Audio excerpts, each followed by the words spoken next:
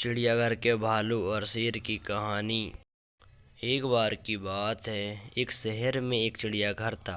उस चिड़ियाघर में एक भालू और एक शेर रहते थे। दूर दूर से लोग शेर और भालू को देखने के लिए चिड़ियाघर आते थे। चिड़ियाघर के मालिक का नाम छोटू था। छोटू बहुत ही लालची स्वभाव का आदमी था।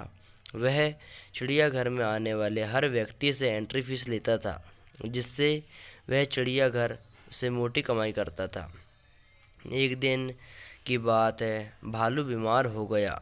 छोटू ने भालू का इलाज कराया, किंतु वह भालू को नहीं बचा सका।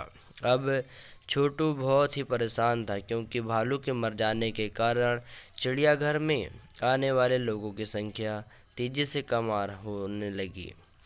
छोटू ने सोचा, अगर ऐसा ही चलता रहा तो एक दिन उसका चिड़ियाघर बंद हो जाएगा।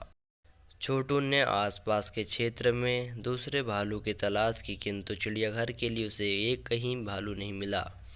छोटू दिन ब दिन परेशान होने लगा। एक दिन छोटू के दिमाग में एक तरकीब सूझी। छोटू रमेश नाम के एक व्यक्ति के पास गया और उससे बोला, रमेश, क्या तुम भालू बनोगे? मैं तुम्हें इसके बदले बहुत सारा पैसा दूंगा। रमेश को छोटू की बात समझ में नहीं आई। रमेश बोला, मैं तो इंसान हूँ, मैं भालू कैसे बन सकता हूँ?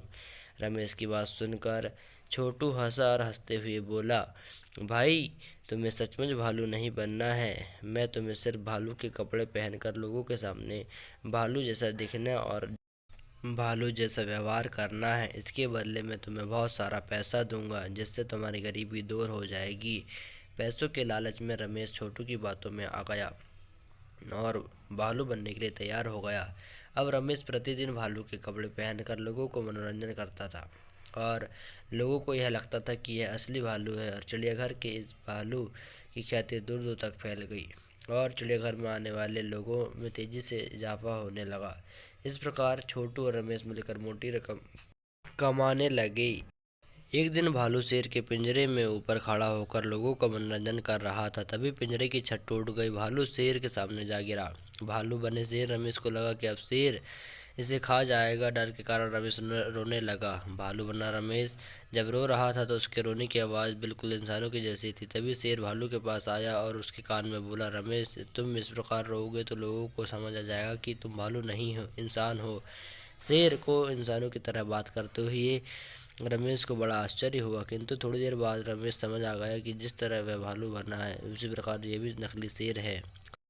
शेर और भालू की वार्तालाप चिड़ियाघर में आए लोगों ने सुन ली और उन्हें पता चल गया कि ये नकली हैं। उन्होंने उनकी पिटाई कर दी और पुलिस के हवाले कर दिया। कहानी की सीख, इस कहानी से हमें यह सीख मिलती है कि बुरे काम का नतीजा हमेशा बुरा ही होता है, इसलिए बुरे कामों से हमेशा दूर रहना चाहिए। Like, comment, share and subscribe और चैनल।